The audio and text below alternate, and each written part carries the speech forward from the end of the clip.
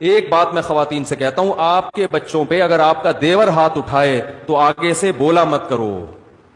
بچے پہ باپ کا بھی حق ہے، چچا کا بھی حق ہے تربیت میں. وہ بھی تو لگتا ہے نا کچھ.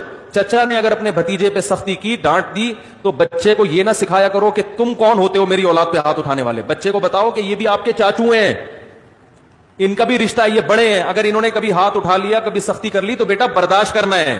فوراً لڑائی شروع ہو جاتی ہے.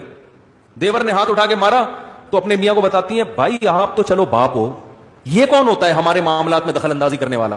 وہ پھر کبھی بھی دخل اندازی نہیں کرے گا، کہے گا جاؤ تمہارے بچے تم سنبھالو. پھر وہ جب بھتیجی بڑی ہوگی، اس کی شادی بھی فکر ہوگی، بھائی تمہاری ٹینشن ہے، ہماری ٹینشن. ارے بول لو نا یار، نہیں ہے ہماری ٹینشن نہیں.